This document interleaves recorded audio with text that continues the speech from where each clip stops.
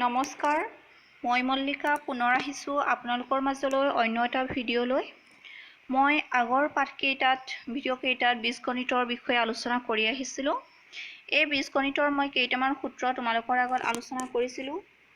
তোমালোকে যদি মোৰ আগৰ ভিডিঅ' কেইটা চোৱা নাই এবাৰ চাই ল'বা। ঠিক আছে, আজি মই এই বীজগণিতৰ সূত্ৰ প্ৰয়োগ কৰি কেনেদৰে ভাগফল আৰু পূৰণফল নিৰ্ণয় কৰিব পাৰি সেই বিষয়ে আলোচনা কৰিম। আহাচোন মই কেনেকুৱা কেইটামান কি কুৱেশ্যন লৈ আহিছোঁ তোমালোকৰ মাজলৈ চাওঁ আহা। প্ৰথমতে কি দিছোঁ, সূত্ৰ প্ৰয়োগ কৰি ভাগফল উলিওৱা। ইয়াতে মই কেইটামান প্ৰশ্ন লৈ আহিছোঁ। প্ৰথম প্ৰশ্নটো হৈছে বি স্কোয়াৰ মাইনাছ 9 মাজত হৰণ চিন আছে আৰু 3 মাইনাছ বি।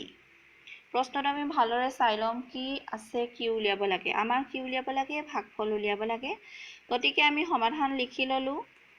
কি দিছে ইয়াত, বি স্কোয়াৰ মাইনাছ 9 হৰণ 3 মাইনাছ বি।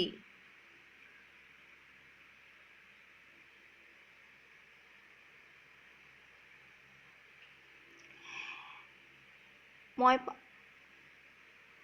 পাতি ল'লোঁ কুৱেশ্যনটো। এতিয়া চোৱা, প্ৰথমতে বি স্কোয়াৰ মাইনাছ 9টো ওপৰত লিখিব লাগিব, হৰণ চিন আছে। তলত আমি কি লিখিব লাগিব, 3 মাইনাছ বি। এতিয়া 9টো আমি কি কৰিব পাৰোঁ, 3 স্কোয়াৰ কৰিব পাৰোঁ। এইটো তোমালোকে জানা, 3 3 গুণ 9। গতিকে আমি বি স্কোয়াৰ মাইনাছ 3 স্কোয়াৰ লিখিলোঁ। ইয়াত কি সূত্ৰ প্ৰয়োগ হ'ব চোৱা, যিহেতু সূত্ৰ প্ৰয়োগ কৰি ভাগফল উলিয়াব লাগে। ইয়াত কি সূত্ৰ প্ৰয়োগ হ'ব, A square minus B square. A square minus B square equal কি আছিলে, A plus B into A minus B. ইয়াত বি স্কোয়াৰ মাইনাছ 3 স্কোয়াৰ মানে এই সূত্ৰটো প্ৰয়োগ কৰিব পাৰোঁ।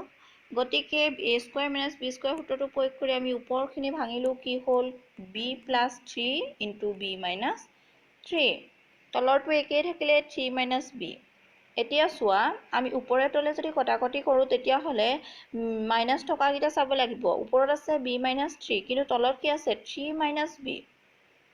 একে হৈ থকা নাই, অলপ সলনি হৈ আছে। মানে ওপৰত বি আগত যোগ চিন আছে, 3 আগত বিয়োগ চিন আছে, কিন্তু তলৰটো 3 আগত যোগ চিন আছে, বিৰ আগত বিয়োগ চিন আছে। গতিকে আমি কি কৰোঁ চোৱা, তলৰটোৰ পৰা মাইনাছ এটা আগলৈ লৈ আহিলোঁ। যেতিয়া মাইনাছ এটা আগলৈ কমন ল'লোঁ, তেতিয়া কি হ'ব, বিটো প্লাছৰ হৈ যাব আৰু 3টো মাইনাছৰ হৈ যাব। যিহেতু বি আগত থকা প্লাছে মাইনাছে মাইনাছ, মাইনাছ বি হ'ল, আৰু মাইনাছে প্লাছ, মাইনাছে প্লাছ হ'লে 3টো আগত প্লাছ চিন হৈ যাব, ওপৰটো হৈ যাব। ঠিক আছে, গতিকে বিয়োগ চিন এটা আমি কমন ল'লোঁ। এতিয়া মিলি গ'ল, ওপৰত আছে বি মাইনাছ 3, তলতো আছে বি মাইনাছ 3। বি মাইনাছ 3 কটাকটি কৰিলোঁ। ওপৰত কি থাকিলে, বি প্লাছ 3 থাকিলে, তলত থাকিলে মাইনাছ 1, যিহেতু ইয়াত মাইনাছ এটা আছিলে, হয়নে? এতিয়া আমি মাইনাছ ওপৰলৈ লৈ যাব পাৰোঁ মাইনাছটো, কাৰণ 1টো নিলিখিলেও হয় হৰ জেগাত। গতিকে ওপৰলৈ মাইনাছটো লৈ গ'লোঁ, হ'লগৈ মাইনাছ ব্ৰেকেট চিন বি প্লাছ 3, আৰু ব্ৰেকেটটো যদি আঁতৰাই দিওঁ তেতিয়া হ'ব মাইনাছ বি মাইনাছ 3। এতিয়া ইয়াত কি হৈছে, ভাগফল হৈছে মাইনাছ বি মাইনাছ 3। গম পাইছা, এই প্ৰশ্নটোত কোনটো সূত্ৰ প্ৰয়োগ হৈছে, এ স্কোয়াৰ মাইনাছ বি স্কোয়াৰ সূত্ৰটো প্ৰয়োগ হৈছে। এতিয়া আমি 2 নম্বৰ প্ৰশ্নটোলৈ যাওঁ। 2 নম্বৰ প্ৰশ্নটোত কি দিয়া আছে, এক্স স্কোয়াৰ মাইনাছ 16 ডিভাইড বাই কিমান দিয়া আছে, এক্স প্লাছ 4। গতিকে প্ৰথমে থকাটো ওপৰত লিখিব লাগিব, এক্স স্কোয়াৰ মাইনাছ 16 আমি লিখি ল'লোঁ, আৰু তলত কি লিখিব লাগিব, এক্স প্লাছ 4।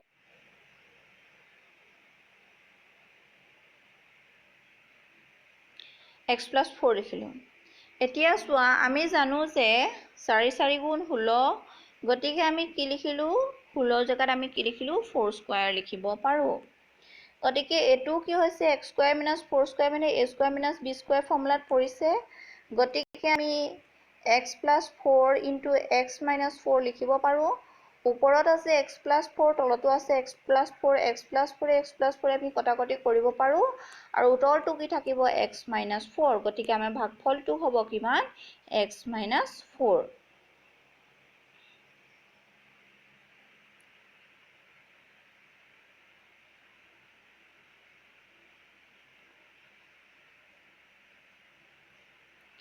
এতিয়া 3 নম্বৰ প্ৰশ্নটো চোৱা 3 নম্বৰ প্ৰশ্নটোত কি হ'ব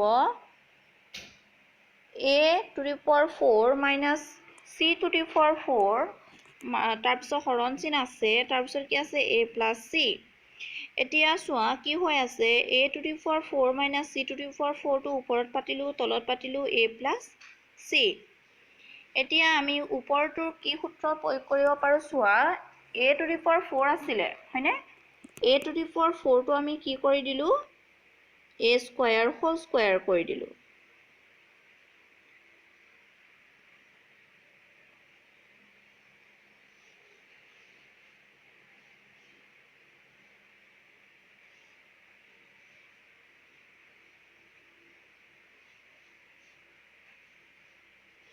a square whole square কৰি দিলো আৰু পিছৰটো কি কৰিলো c to the power 4 আছিলে c square whole square কৰি দিলো এতিয়া এটো a square whole square মানে কি হৈছে a square minus b square ফৰ্মুলাত পৰিছে এটো আমি ভাঙিব পাৰো a plus b into a minus b a মানে ইয়াত কি আছে a square b মানে কি আছে c square ভিতৰত কি আছে এটো চাবা a এৰ জাগাত আমাৰ a square জাগাত কি আছে ইয়াত a জাগাত কি আছে a square আৰু b জাগাত আছে c square গতিকে a plus b into a minus b মানে a square plus c square a square minus c square এটো হ'ব এতিয়া ওপৰতলে মিলিছে নে নাই মিলা আমি ওপৰটো আকৌ এবাৰ ভাঙিব পাৰো চোৱা a square minus c square আছে এটো আকৌ সূত্ৰত ভাঙিব পাৰো এটো কি হ'ব a plus c into a minus c এতিয়া চোৱা ওপৰতলে মিলিছে a plus c এতিয়া a plus c কটাকটি কৰিলা কি থাকিলে a square plus c square আৰু into a square a minus c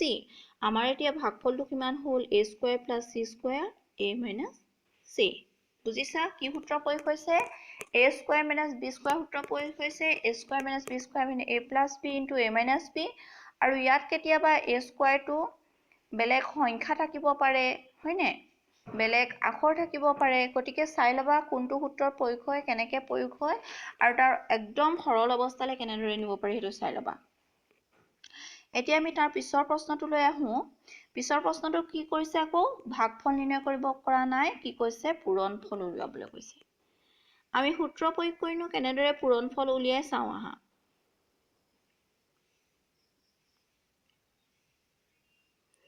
এতিয়া সূত্ৰ প্ৰয়োগ কৰিনো কেনেদৰে পূৰণফল উলিয়াই প্ৰথমটো দিছে a minus b into a plus b into a square plus b square আমি পাতি ললো প্ৰথমটো আছে a minus b into a plus b এটো কি সূত্ৰত পৰে a plus b into a minus b মানে a square minus b square এটো আমি a square minus b square পাতি ললো আৰু পিছৰ চোৱা একে ৰাখিছো পিছৰ চোৱা কি কৰিছো আমি একে ৰাখি দিছো